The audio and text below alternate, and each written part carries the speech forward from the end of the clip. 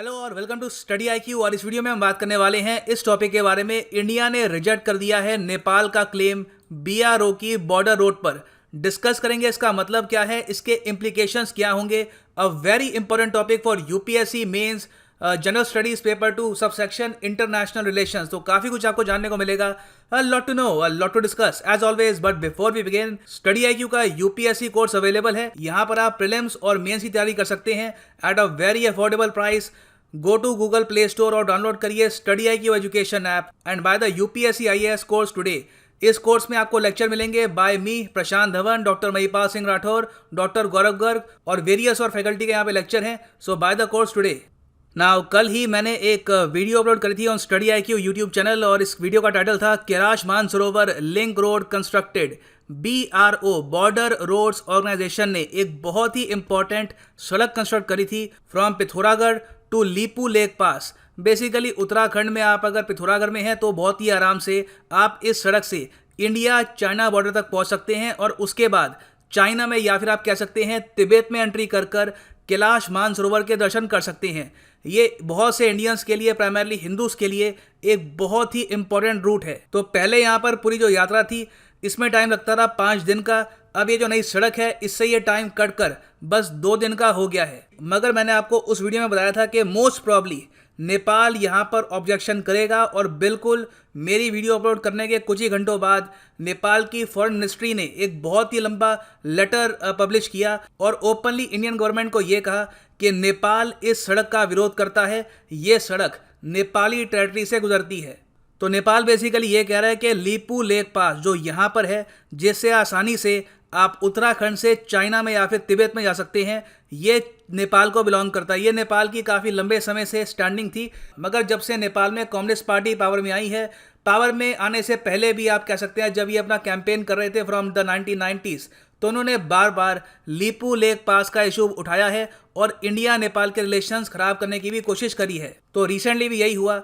जैसे ही बीआरओ की जो रोड है ये इनॉग्रेट करी गई, इंडियन गवर्नमेंट ने कंफर्म कर दिया। यहाँ पे आप देख पाएंगे मिनिस्ट्री ऑफ डिफेंस से एक ट्वीट है, BRO connects Kailash Mansarovar route to China border. Nepal में इस सड़क के विरोध में प्रोटेस्ट स्टार्ट हो गए। यहाँ पे आप देख पाएंगे ये आर्टिकल है Nepal objects to Kailash Mansarovar road. और प्राइमरली कम्युनिस्ट पार्टी ऑफ जो नेपाल है उनके लोग सड़कों पे आ गए काठमांडू में और इस तरीके से विरोध प्रदर्शन किया।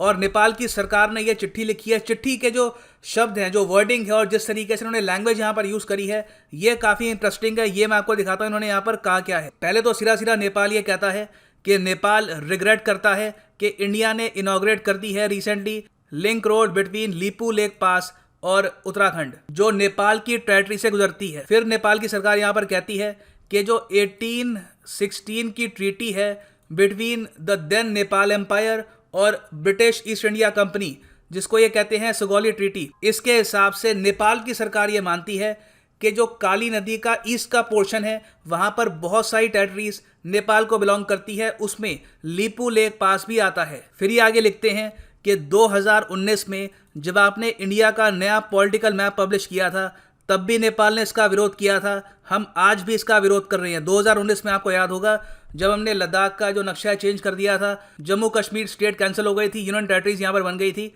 उस वक्त इंडिया ने लीपू लेक पास की जो टेरिटरी है ये प्रॉपरली अपने मैप पे दिखाई थी और नेपाल ने इसका काफ़ी सख्त विरोध किया था। फिर नेपाल अपनी चिट्ठी में आगे यही लिखता है कि इसके पहले भी आप अगर जाओ 2015 में जब इंडिया चाइना ने एक एग्रीमेंट किया था कि लीपू लेक जो पास है इसको डेवलप करेंगे, यहाँ से ट्रेड करेंगे और टूरिस्ट के लिए काफ़ी अच्छा एक रास्ता बनाएंगे, उस वक्त भी नेपाल ने इसका विरोध किया था।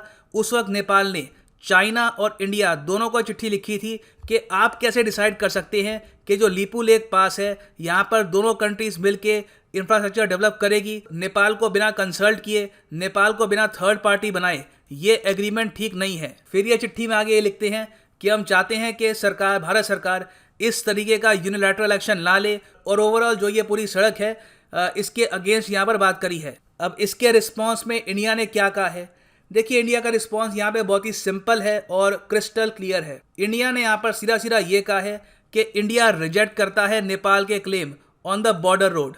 ये स्टेटमेंट है from India's ministry of external affairs spokesman Anurag Srivastava. The recently inaugurated road section of Pithoragarh district in Uttarakhand lies completely with in the territory of India. जो पूरी सड़क है ये इंडिया की टेरिटरी में आती है, नेपाल की यहाँ पर कोई इन्वॉल्वमेंट नहीं है। The road follows the pre existing route used by pilgrims of the Kailash Mansarovar Yatra. Under the present project the same road has been made pliable for the ease and convenience of pilgrims. तो India ने यहाँ पर properly ये कहा है कि नेपाल के objections को हम रिजेक्ट करते हैं। इसका रीज़न ये है कि जो सड़क बनी है, ऐसा नहीं है कि हमने यहाँ पर और स्पेस ऑक्यूपाई कर लिया है। पहले ही एक कच्ची पक्की सी सड़क थी, इसको प्रॉपर तरीके से हमने बिल्ड किया है ताकि ज़्यादा व्हीकल्स यहाँ पे गुजर पाएँ और जल्दी जो पूरी जर्नी है ये कंप्लीट हो पाए। मगर देखिए, नेपाल की तरफ से जो ये विरोध आया है ये मेरे हिसाब से करेक्ट नहीं है। इसका रीज़न यही है कि देखो, अगर नेपाल ये कहता है कि लिपू लेक पासिन को बिलोंग करता है, तो नेपाल ने कभी ये नहीं कहा कि पूरा लिपू लेक पासिन को बिलोंग करता है, सिर्फ इसका सदर्न पार्ट ये क्लेम करते हैं। तो जो ये सड़क गई है ये सदर्न पार्ट से नहीं गई, दिस इज़ वेरी इंपॉर्टेंट। मगर तब भी अगर नेपाल की सरकार इस तरीके से चिट्ठी लिखती है, मुझे लग रहा था कि एक स्टेटमेंट आएगी, उनका कोई मिनिस्टर कुछ बोलेगा कि इंडिया को यहाँ पर कंसल्ट करना चाहिए था। मगर एक प्रॉपर प्रेस रिलीज जारी करना बहुत ही ज़्यादा स्ट्रॉन्ग मैसेज होता है और कहीं ना कहीं से दिखता है कि नेपाल की जो कम्युनिस्ट पार्टी है उनका जो एंटी इंडिया स्टांस है ये ज़रा स्ट्रॉन्ग होता जा रहा है और they are bending towards China.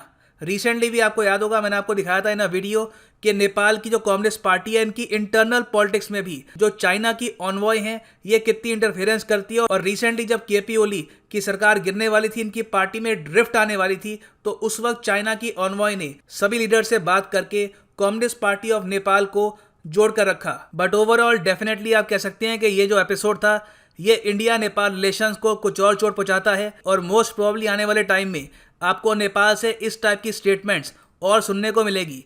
So this is now the end of the video. Thanks for listening and as always God bless you all.